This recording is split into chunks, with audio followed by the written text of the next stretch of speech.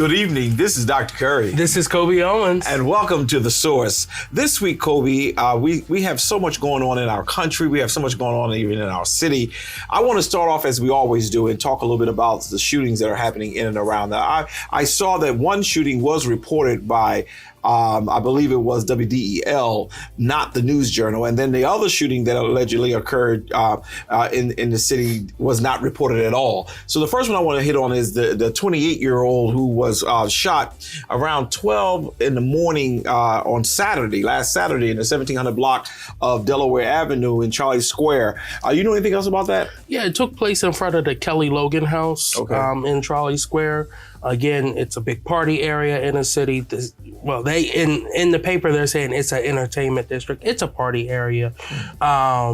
It's always a lot of crowds there. There's always fights going on there. Don't let the narrative be out there that this is a safe place to be at. There's fights happening almost every weekend there. Unfortunately, this time it escalated to someone getting shot. That person was transported to the hospital in stable condition, and there's been no arrest made or any suspects identified in that shooting. Now that's considered as, what district is that? That's the 8th district. Right, I was going to say, so that's why they use things about like certain district. What is the language you're using? Entertainment district as opposed to the party. It's interesting that these things happen, but this one did make the news. And I guess I'm always interested in knowing why Delaware Online did not pick up. Now, you give your same spiel every time I ask that question. They done cut all the staff out. They done all this. But it seems like there's a hidden hand to continue to do things where we portray the city as being so safe, when in actuality, even in all districts, we're finding shootings that are occurring. Oh, I agree with you. And one thing I will say though, yes, while they did cut staff, a lot of these media companies are now controlled by people who have an interest in development, an interest in their own investment into the city. So of course you want to try to change that narrative. You don't want a horrible narrative like Murdertown, USA out there, right? Even though African American, they're the ones who started it and used that to get in power. Right. Now they have to, combat that instead of actually addressing some of the issues that we have here. Yeah, well, even some of the fights, we think that needs to be reported too, not just the shootings. And because when you find that only thing that they're reporting when they report is a shooting, then that also makes people think that it's really safe when in actuality it isn't. But then what about the shooting that allegedly occurred? And I'm going to use the word allegedly because we only have the street knowledge of this. And then, there's some people who have talked, and you may know people or the person who was shot. But something happened at 35th in Washington where a person got shot. Yeah, there was a shooting that took place there. Apparently there's ongoing beef between North Side and West Center City currently right now. So please just be aware. There's been no information and no additional information put out about that. But again, many people have called in about that shooting that took place on that. Now, was that young people or was that older people? It was younger people. It was younger people. No confirmed age. Okay, so you think it could be a possibility a gang-related situation or just potentially? Okay, potentially, because we don't want to get into the fact finding unless we had that kind of information. Now, what district is the 35th in Washington? That's the 1st district. So that's in the 1st district. Yes. Okay, so and that's where you live at, right? You live in the 1st district. How safe is your district? Well, my district has traditionally been somewhat safe, but, again, a lot of the crime and violence is being pushed over our way. We have a council person who would rather be in photos with the mayor instead of holding the mayor accountable. Yeah. They're moving. They're not solving any issues. They are strategically moving where the crime is happening, and they're pushing over in North Side. You literally see police patrol up until a certain area, and then it's a free-for-all now. Wow. Again, that creates more havoc. And again, our area is the most African-American area in the entire city. And we are a very working class. There's a lot of educators, a lot of state workers, government workers, period, state, county, and city workers who live over in the 1st district. Wow. Okay. Well, I just, it's interesting that you shared that the picture and want to be seen in ops, but not so much in rolling up sleeve and making sure that we are safe. But I do know that the first district is one of those more professional districts in the African American community, at least. All right. The last thing that I want to touch on is something happened this week, and for those of you who are watching us, it troubled me. I've received so many phone calls. I mean, I've received calls from people that I haven't heard from in a while. I've received calls to our office from people who I don't even know. They're upset, Coby, because Judge Connor, Supreme Court, Delaware, I think it's Delaware Supreme Court Justice. Superior Justice. Okay. He ruled that this early voting is unconstitutional for the state of Delaware. Now, I have a million questions about process, but it is very interesting. A lot of people who are calling in angry. We are going to have to ask the governor to make some comments, because some of the things that they're angry about is they think this was strategically done by the governor. Now, I don't have any proof of that, but they're saying that it's strategically done by the governor because this judge was appointed by the governor. And what my problem is, before we get into anything else, is how is it that we have all of these quote unquote Democratic people making Republican decisions? Right. So, one, to give a little more background about that lawsuit, it started in 2022 by then Republican Party Chair Jane Brady, who's the former Attorney General here in Delaware. And also the Senate minority leader, Gerald Hawker, Senator Hawker. Those two pulled together, him as a candidate, and then Jane Brady as the lawyer for it from the Public Interest Legal Foundation, which is like a right-wing organization, filed this lawsuit that, one, we cannot have permanent absentee voting, and then also we cannot have early voting because in the Constitution it gives a date of when that second Tuesday in September and November as the day we go to the polls, right? They filed that saying that this is a violation because you can't have that 10-day window leading up to it. Now, while they won this lawsuit, I will say our current Attorney General, Kathy Jennings, will be filing an appeal with the Delaware Supreme Court to take this on, to keep it instituted. Now, I will say this. This judge was appointed by Governor Carney. A few years ago, Governor Carney was willing to take the state to court so that they could keep a kind of mandate, executive order that you keep the bench even. What does that mean? It means that as a Democratic governor, you have to appoint both Republicans, Independents, and Democrats to the bench, right? Okay. Well, what's the issue with that? Well, if hundreds of thousands of Delawareans came out and said, we want Democratic-controlled leadership, we gave you a supermajority in the Senate to confirm all those judges. We gave you a near supermajority in the state house. We gave you all 9 statewide offices. We want Democratic leadership here in Delaware. That also means we want Democratic leadership appointed to executive committee positions, absolutely, to task force positions, to councils, to all these councils, right? And also to the bench, right? We've had Democratic-controlled governorship since Tom Carper. Right. It went Carper, Minner, Markell, Carney. And most likely it will be another Democrat after Carney. It is time that we realize that we have the power, right? So let's use it to create some change in this because thing. The right is doing it. Because the right is doing it. And one thing I hate about originalists and constitutionalists is if they were in power when it came time to give us, to even recognize us. Yeah. Myself, Delaware being the most diverse General Assembly percentage-wise in the whole nation, the entire Black Caucus, none of them would be seen as human beings. They would all be 3/5 of a person. Right. people who cheer the Judiciary Committee or used to chair the Judiciary Committee, like Margaret Rose Henry, like Darius Brown. People like the first African-American state senator, Herman Holloway, would still have been 3/5 of a person if originalists and constitutionalists would have been on the bench then. People like Clarence Thomas, who's a constitutionalist. So he says. So he says. Until it's time for him to do some illegal stuff. Right. He wouldn't even been allowed on the bench. Absolutely.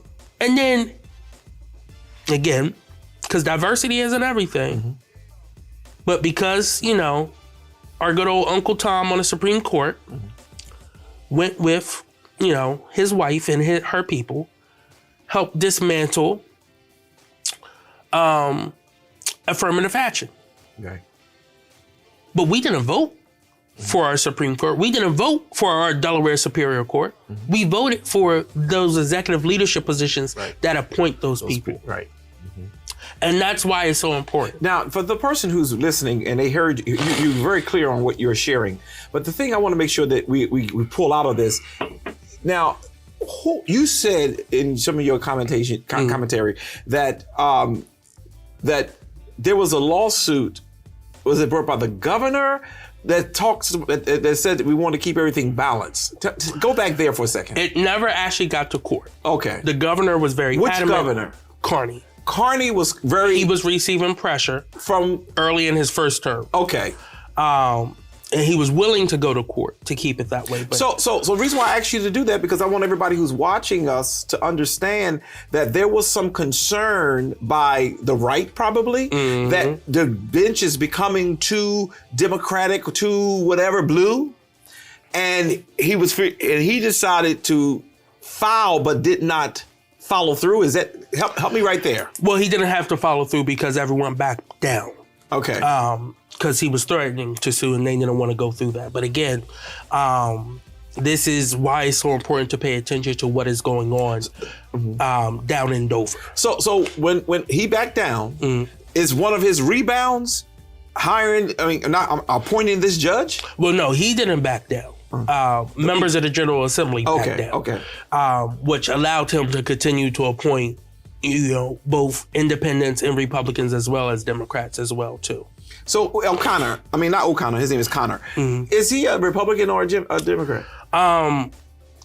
He has conservative views, but I don't know what he's registered as in Delaware. Okay, because I've learned now after watching, you know, the city, people switch to Democrat because they recognize that they can't move too far up the pole, up the ladder, being a Republican in the state. So some people are registered Democrats, but they're not lifelong Democrats.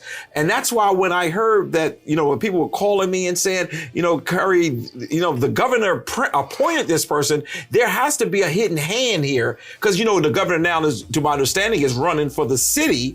And to hurt and stop early voting, for those of you who are watching, that means no more souls to the polls. I know people like Chris Bullock and others would be like, this is unbelievable. No, souls to the polls is very important. We leave church and we go and vote. And I thought it was so effective. One of the things it talks about, it says that the General Assembly can make rules, but it has to ensure that it's securing secrecy and preserving the freedom of the purity of the election, preventing fraud and things of that nature. And said that, you know, the Attorney General wasn't able to prove that early voting does that. But it kind of does do that. Who knows who's voting for who? It's still the same thing as giving people more channels and more avenues to do it. Help me to understand. So again, this court, while the Attorney General is the face of the office, it was debated by a deputy Attorney General. So it wasn't Kathy Jennings debating this. Now, most likely, if it goes before the Supreme Court, it would either be her or one of the chief deputies. Something this serious. I'm not going to be disrespectful, but something this serious, when you're dealing with our vote, when you're dealing with really marginalizing African-American, suppressing African-American votes, because that's where it's really heavy at. I think this should have warrant stronger attention.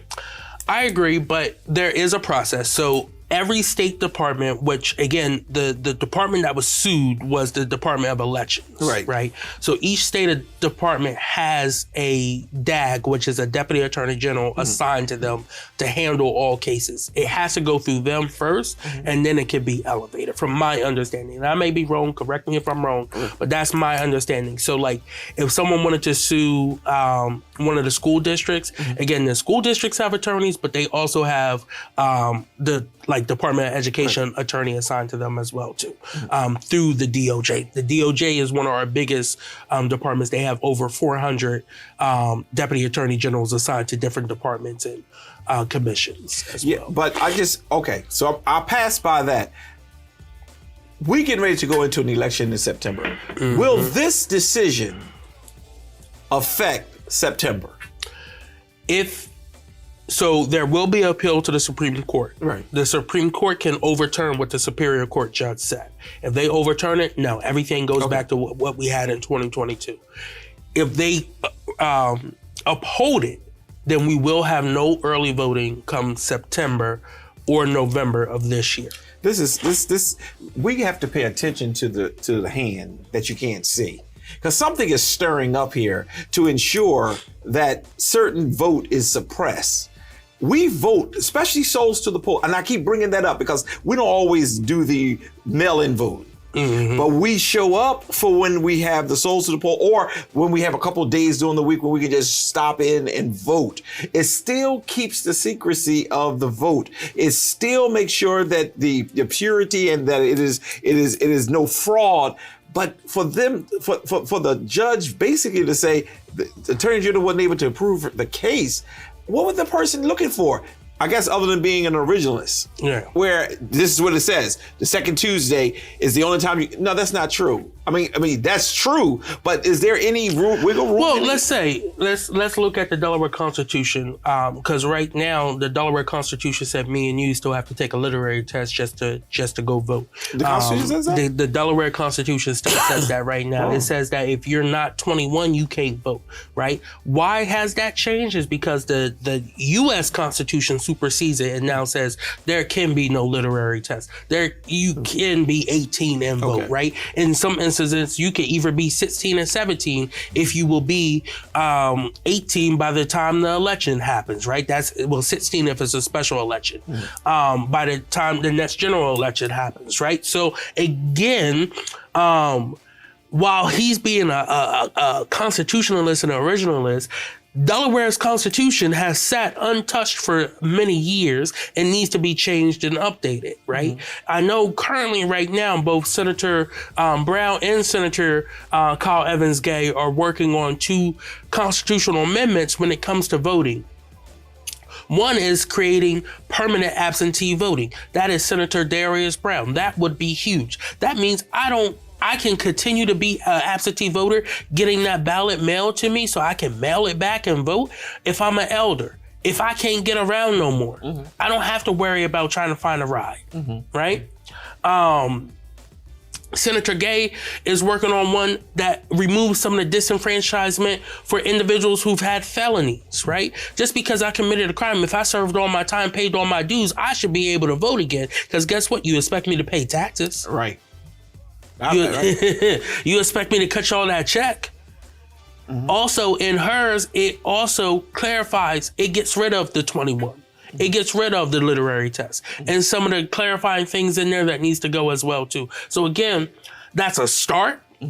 It's a constitutional amendment. And let me break it down for you. A constitutional amendment takes supermajorities in both the Senate and the House, which means the Senate has the votes. If every Democratic votes for it, they're good. If every Democrat votes for it in the House, they still need 2 Republicans. So yes, Delaware is a blue state. Sometimes we get things right, sometimes we get things wrong. But right now, when we have multiple Republicans who were supporting voting rights stuff in 2019, 2018, 2017, when it came time to doing it in 2020 after the election, 2021, guess what happened? Oh, Donald Trump said we can't support any of this. So all of it has been thrown out. And until something changes, we're going to be in a stuck in an impasse here in Delaware. Yeah, well, let me ask you this question. I did see that Kathy Jennings put out a comment on this, and she's vowing to appeal it. Has the governor put anything out on this? Not that I've seen. Do you think he should? I think he should, yes. Because right now, a lot of the African Americans in this community are saying he's running for mayor for the city of Wilmington. Not to have a statement out there making it clear his position on what has just been done is very critical. So I know there are many, supporters of the governor who watch us, and I know you act like you don't, but you do. And I think that you really need to figure out what is his position on this. What about what is the other content? And the reason why I took my mind went somewhere else, but I was also thinking about the other candidate for mayor, Velda Potter. Jones Potter, rather. Has she put anything out on this? Not that I've seen. She needs to put something out on this as well, because I think that this will show the city positions of those who will be running for mayor. Because it's cities like Dover, Wilmington, where it's overpopulated with African Americans, and we need to make sure, and there's some other cities too, that those who are running for those offices really put a statement out there. I don't know whether or not you all have heard it, but I wanted to know. I got so many phone calls this week sharing with us that they were very displeased that this happened. They enjoyed, they love the privilege of being able to early vote, and I know how it will affect, especially the church, and that souls to the polls will go away. So we need to make sure that we are staying on this, and we're going to make sure that this will become a topic on various. But I'm hoping that the governor, as well as Velda, will spend some time reducing to writing their position on this. We'll be right back.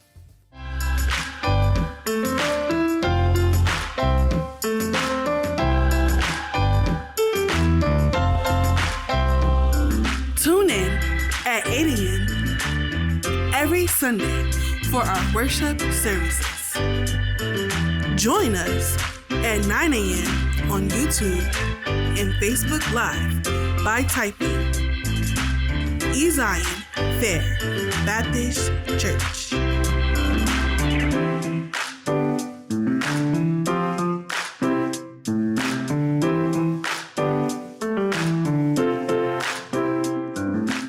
We are Wilmington's most exciting church. New guests, new conversations, new stories every Sunday at 11 a.m. Grab your cup of coffee and tune in with Dr. Curry for weekly episodes of Coffee with Curry. Hello, my name is Eugene Young. I'm incredibly thankful to be here. I am a candidate for U.S. Congress, and I believe when it comes to Congress, it comes to service. One of my favorite lines about service is you can't lead without loving, you can't save without service. So what's the depth of your love, or what's the quality of your service? So this aspect of love and service is what brings me here before you today, and wanting to take that and extend that into Congress as we move forward. I look at my last 20 years of serving the community, and I look forward to having another 20 and being able to find more ways to even better serve the community, which has given me so much. So please feel free to join us at eugeneyoung.com. That's EUGENEYOUNG.com. That's eugeneyoung.com. If you're interested in volunteering or donating, it can be $5 a month, it can be $100 a month, it can just be a standard donation of $10. We appreciate it all. Thank you so very much, and wishing you a wonderful, beautiful day.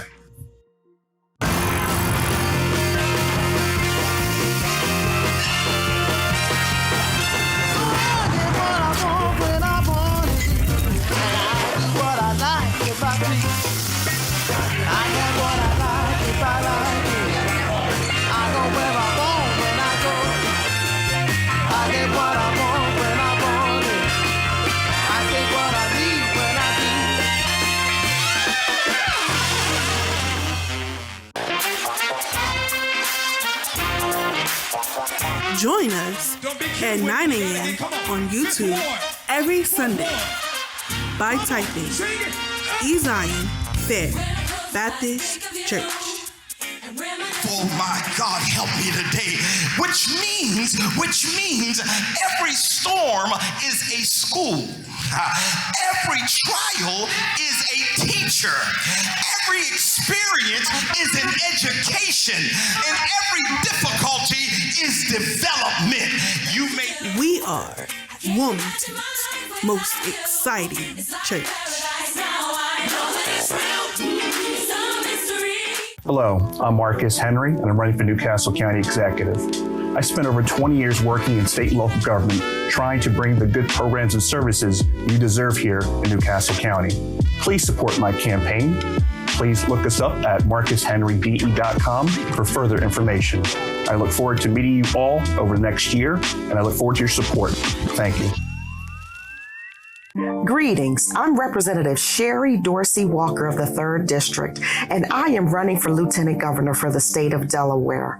I have previously served on the Wilmington City Council, I served on the Board of Parole, and I am in my 6th year, my 3rd term as a state representative, and I am seeking your vote on September 10th, 2024 to be your next Lieutenant Governor. I believe I am uniquely qualified for this position. Please consider voting for me on September 10th, 2024.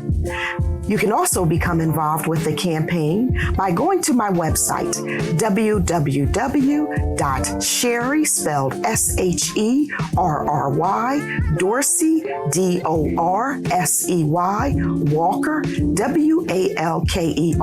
that's sherrydorsey.walker.com, and you're welcome to make a contribution. Sign up to volunteer, host a party, join us for parades. But please consider voting for me on September 10th, 2024 to be your next Lieutenant Governor. May God bless you and continue to be a shining light in your life.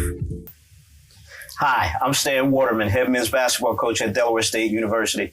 Enjoying the opportunity to be here today with Dr. Curry, having an opportunity to speak about our program down at Delaware State University. Hopefully you had a chance to catch the show.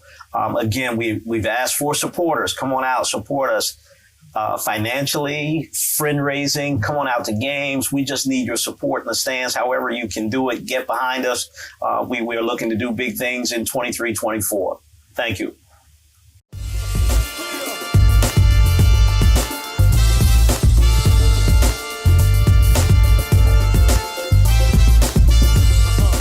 And we're back. Well, Coby, what's going on with the Coby Corner? Yeah, first off, earlier this week, there was 2 referendums. At the time of this viewing, we only know the results of one right now, which is the Red Clay School District. The unofficial results are out. Both measures did pass overwhelmingly. I do want to read the numbers. So again, for the authorizing the levy addition tax to fund the current operating expenses. So again, the operating expenses, there was a little under 10,000 votes, right? 9,847.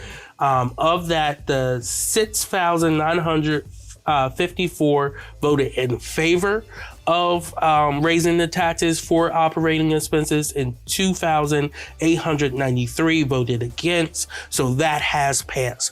The second one was to authorize the issue of bonds for major capital expenses. Again, they have many projects that they need to update, including the schools, piping and stuff like that. That, again, 9,886 individuals voted in that. 7,060 individuals voted in favor of it. 2,826 voted against. So again, both of those passed very much overwhelming. And again, I'm happy to see both Red Clay, Brandywine earlier this month, both their referendums passed. And again, there's one that's happening that we don't have the results for, and that is for Colonial School District. And then there will be some more probably over the next few weeks. I know Cape Henlopen has one down in Sussex coming up as well too. But speaking of school boards, elections. I always find it really important to talk about school board elections. I've been talking about it since we first started this show. Actually, when we first started this show, I was in the middle of actually running a campaign. At that time, it is not a glorious thing at all. It's a very low turnout base. We've done it before. We've turned out high numbers, but still, even when we've turned out record numbers, it's still only 3 and 4% of the overall percentage that can actually come out and vote. But what I like about school board is you do not have to be registered to vote. You just have to prove that you live in a district, right? Because you're paying taxes. Because you're paying taxes. It is no party affiliation, right? You are not voting for a Democrat, Republican, Independent, any other thing. Absolutely. You are voting for whoever you think will serve that district the best. And I hope that when you're voting, at the top of mind, not only do you have your own personal interest, which is your taxes, but you also have who's going to best serve our schools, right? That is where the root infrastructure for all of this, right? Workforce development, our workforce here, all that starts with our schools and sets them up. If our schools are not doing good, that also sets up our prison system as well, too. Every single year, we have school board elections. And in recent years, we've had a lot of contested elections. But again, we just passed the filing deadline.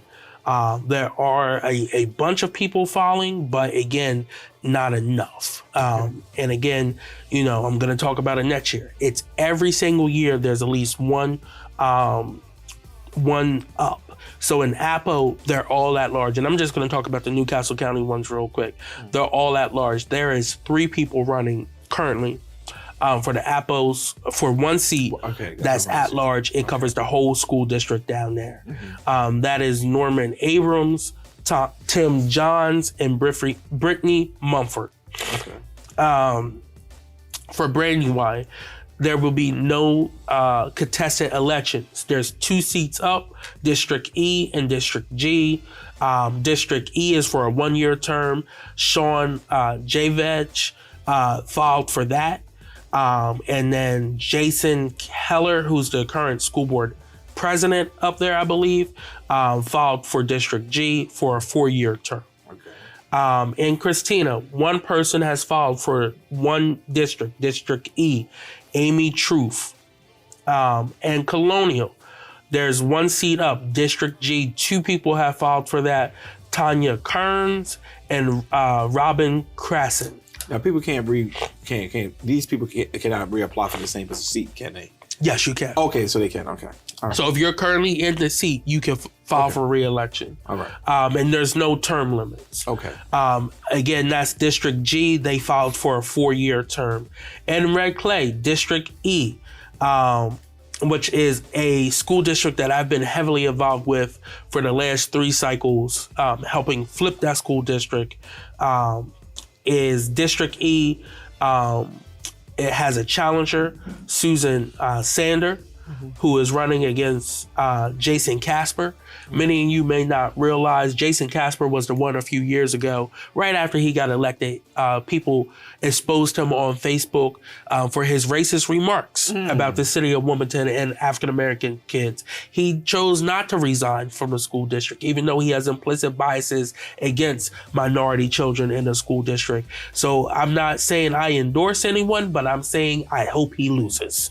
But again, all up and down the state, there is elections going on.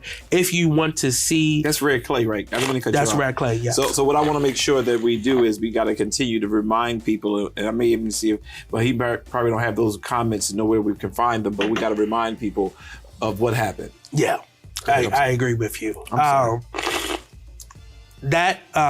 Again, please stay aware of what's going on. Look at their websites, see what issues they are pushing. I know a few years ago, the big issue was CRT. Now they try to clean it up and say, oh, we're anti-racism. And by teaching only Black history, you're being racist. What? Even though Black history is American history, we built this country. Absolutely. Right? That's what they don't put in. They put in the pictures of the White House being built, but they didn't put in the pictures of the people who actually building the White House. So again, we have to stay very aware of what's going on. It's a low turnout election. I would hope that it would have the same turnout as the presidential election. But again, in Delaware this year, we are going to the polls quite often. School districts are having referendums. Then you have school board elections. Then you have, if you live outside the city of Wilmington, you may potentially have your municipality election. Then on top of that, you have your presidential primary, you have your state primary, and then you have your general election. So there's a potential of us going to the polls 7 times this year. Wow. So next, again, keeping on to the election thing, I want to talk about the congressional race. It's been a very highly sought after, right, with 3 competitors being in that race. One of those competitors have decided to drop out. Okay. And that is State Treasurer Colleen Davis has ended her campaign for the Democratic nomination. Again, she's in her statement that she released, she talked about the ongoing struggles of both her and her family are going through right now. Her father's health is not well, and also her health isn't in the best position. So she just had surgery the other day.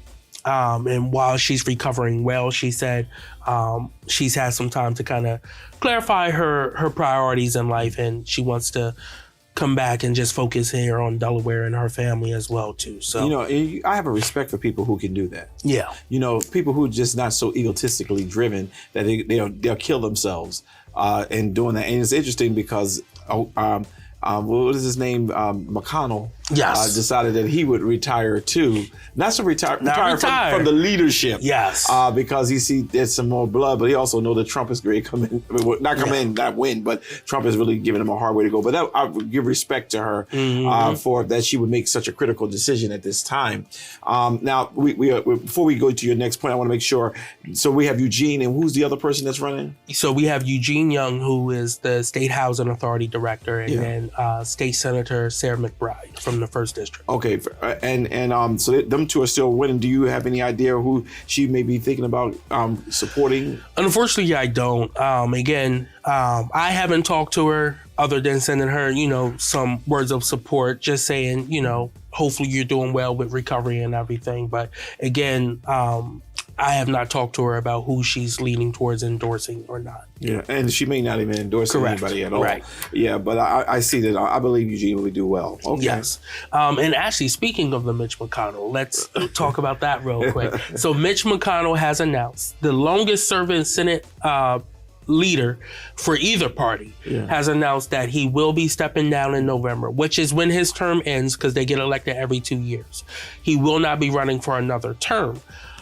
This is important for a few reasons. One, he's not resigning his seat. Why? Because the Democratic governor would get to pick who gets to replace him. They were hoping David Cameron was going to win, but he got absolutely destroyed in the 2023 election for governor when Andy Beshear was able to get reelected. Wasn't he supported by Trump? He was heavily supported by Trump. That's why he lost. Trump also asked him to do a horrible job with the Breonna Taylor case. And as a black man, he did what Trump wanted.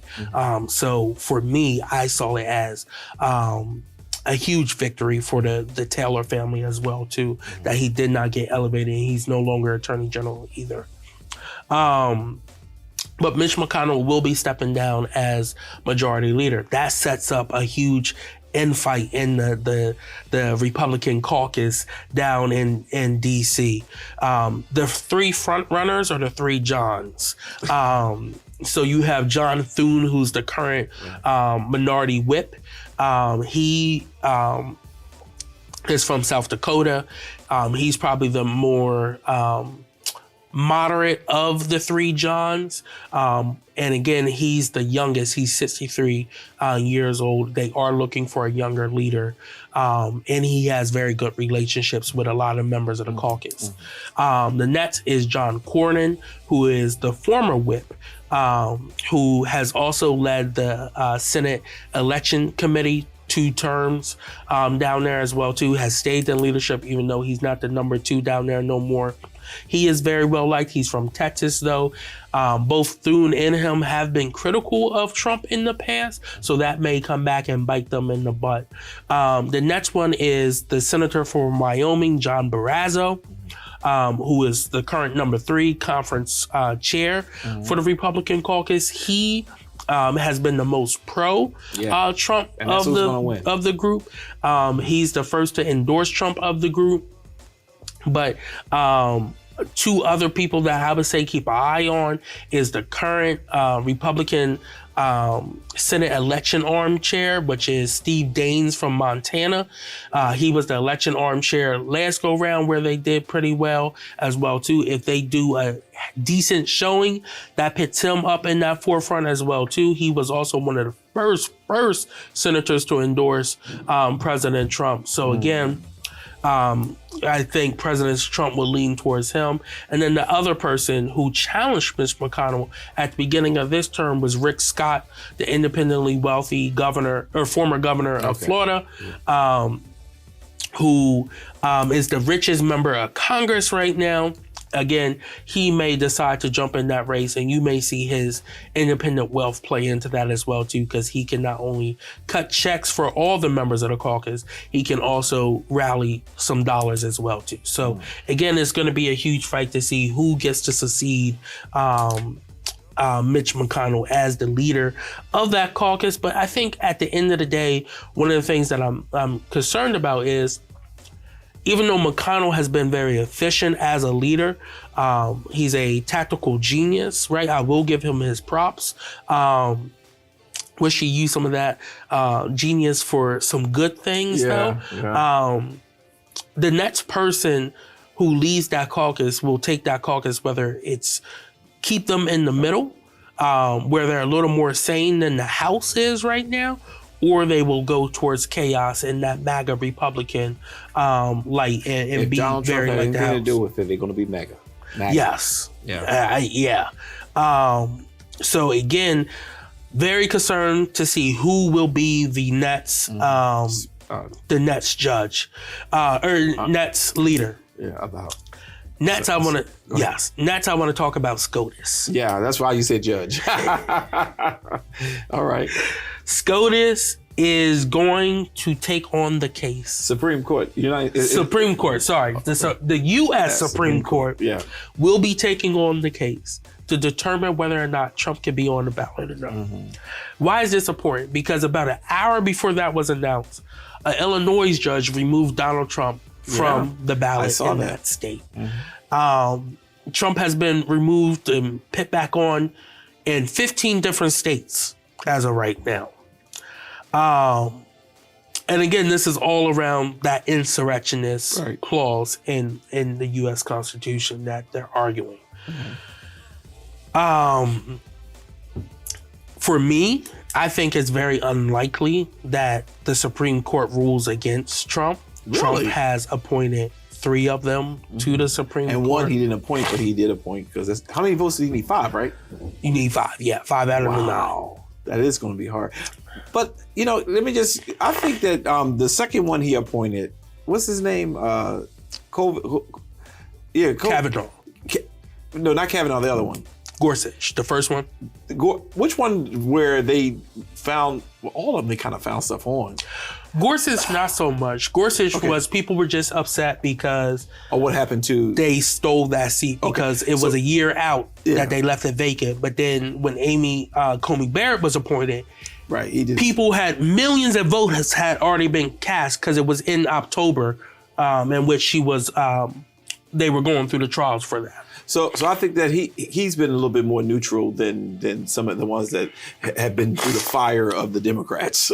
So I just hope that your assessment is wrong as it relates to them voting against him. Well, even if he flips, you still got to get one other from the conservative side to flip. Well, I think the head Supreme Justice, Chief Judge, he's been very fair. He has. It's not his own personal views. He is trying to keep the court balanced. Okay. But you could tell he is tired of it. He wants to represent himself, which again is why we should not have lifetime appointments to these benches. Yeah. I think this. I think they will have to move very quickly. In deciding this will not be a very long It won't be one. decided before June. Trust me when I tell you. That I know. Because they are helping him. This is how that's why I don't believe they're going to vote in favor of him. Because they are helping him to prolong and kick the can up the road. So the arguments will happen in late April. Mm-hmm. And I will let you all know that every TV, computer, phone in my office will have one of the C-SPANs on to listen to the breakdown of it, but then also listen to the oral arguments of it as well too. Again, the Supreme Court in the past have held that presidents are immune to civil liberty for official acts as president. Trump's arguing this as well too. They will also argue that a decision for this will have to be out no later than the end of June, so that he can still, if they do allow him to be on the ballot, so he can get ballot access. If he's not allowed on the ballot, it still gives time for the Republican Party to select a nominee who will be allowed on the ballot. When Donald Trump lost and January 6th happened, that was because he lost an election. Right. If they come to find out that Donald Trump cannot be on this ballot, I pray for America. What was your thoughts? Because as Michael Pazicki would say, the mob would be out. They would have their pitchforks, their tiki torches, their guns, and they will go after individuals, which is what I truly fear in this nation right now. We saw it on January 6th. I think if the Supreme Court rules that he cannot be on the ballot, this will be very dangerous for America. Well, I hold my thoughts on that for reasons. I don't have any fear, to be honest with you, because I think that we are to be protected by the government, and I think that the government needs to be alert to what could happen. And even though Trump did not, who's we? Well, Americans. I am an American. Although you know, my definitions sometimes does not make that the reality. I am not going to live in fear. I think that it just, if I was to go steal something, they will put me in jail. If I was to do something wrong, they will put me in jail and do the same thing for him. And I think what he wants to do is to ensure that every person is afraid for him to be found guilty or to not be on the ballot. So I'll say this. I think your logic is flawed because you believe in a system that is based on if you do something wrong, you get a punishment. Where this system is no longer like that. Right. It's like, can you pay? Oh, no, you can't. All right, now you go to jail, right? And Trump can pay. Now he's having to pay a lot of money recently. And now it's coming out that the billionaire president, one of the richest presidents ever, may not even have $346 million cash on hand. Lying about his taxes. I'll say this.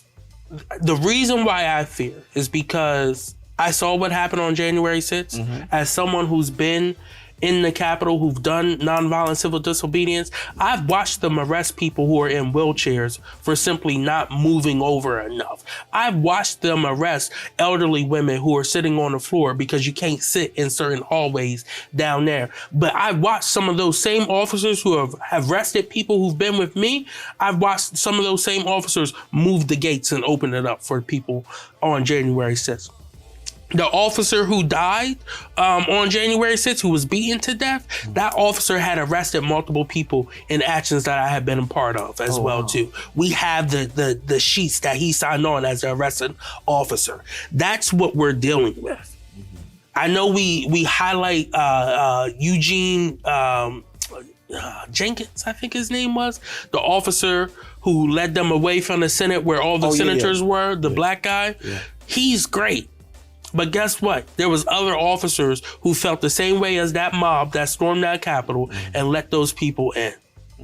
We saw what happened out in Oregon when armed gunmen took over a federal building and held it for 2 weeks. And every one of them got to walk out, nothing done to them. But yet again, time and time again, we hear about an unarmed black man or black woman being killed. Yeah. I hear you. All right. I'm flawed. Okay, I heard you. I'm not going. One of the things I'm not going to do is debate when you got some good points. So next week when we come back, we are going to talk more about it. We're going to talk about this judge ruling, the unconstitutional early voting. We're going to talk more about what's going on with Trump's cases and even what's going on in Georgia. I want to make sure that we stay, even though these are national comments, but it impacts us here in Delaware. This pretty much is our show for today. What we're going to do before we go is we're going to invite you. At East Zion Fair Christian Community Academy, we have what we call the African American Expo, and it occurred on this past Thursday. And I want you to see a little bit and get a taste of what we did in order to enrich our young children in their culture. We are a very proud people, a people who have been through a whole lot and have survived. We're here. We're planning to stay, and what we do is we celebrate. That's how we get over the hurt, the pain, the misery. We celebrate not just the goodness of God, but the mercy and the grace that He provides to us as well. So I hope you will enjoy just a little taste of what we did here with the Academy, with the African American Expo here at East Zion Fair Christian Community Academy. That's our show for the day. You got anything else you have today? That's all I have today. All right, until the next time, God bless you, and we'll see you soon. Take care, y'all. Welcome to our African American Expo. What we wanted to do with our children, we wanted to do a whole lot of displays to share the various culture and heritages that we have as a people. One of the things that really kept African Americans moving forward in times of hurt, pain, and misery is we would always eat. So what we decided as a part of this whole expo is to give some of that comfort food that we have enjoyed. You have here the fried chicken, which is fried the way we do it in the African American community. Then we have what you call chicken and dumplings. It may not, you see some dumplings in there. It is exceptionally good. Please note that. We have stewed chicken. We wanted to make sure that we had some stewed chicken because oftentimes we eat a lot of the fried food, but we don't want to discount the stewed food. Here's our famous yams. The sweet potatoes is what we enjoy when we need something sweet and got that sweet tooth.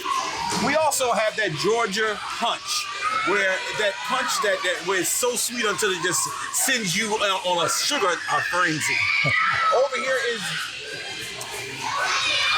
Over here is our black-eyed peas. Listen, it is very good. Everything was prepared here. We don't have any caterers coming in to help us out. We just did this on our own. Here is the rice that we also use with the black-eyed peas. What about those greens? Now, of all the stuff that we have here today, this is really a delicacy for the African American community, and we cooked it with pork. This is something recently with all the high blood pressure and hypertension, a lot of people don't want to cook with pork, but we cook these with pork and it is exceptionally good. Here is our macaroni and cheese. It is very cheesy because that's the way we love it. We love it cheesy, and that's our macaroni and cheese. And then finally, we have the cornbread, which is a part of the whole process. You have to have that cornbread. Who is the force behind a whole lot of that? That woman right there. We decided to get an original. Her name is Jane Williams. We call her Help, and she does 99% of the cooking here at the East Zion Fair Christian Community Academy. Our children eat like this every day. Not with the pork, but we make sure we provide them with the very, very strong things. Then you have Mrs. Curry, who is also the academic coordinator, who loves the baking. Her grandmother was the best baker in the country, and she has a lot of her sweets. But today she decided to do her own pound cake, Georgia pound cake, and it is exceptionally good. Hello, everyone. As Dr. Curry has shared, this is my grandmother's Georgia pound cake recipe. It's just the straight traditional recipe. I tried to keep it as traditional as possible because we are honoring our ancestors for Black history. And back in the day, they did not have as many extracts and sweeteners as possible. So I tried to keep it as basic, but it's very tasty. So I hope and pray you guys enjoy the event. You're going to get a chance to see all the different displays that we have. It was a great event, and we're very grateful for that.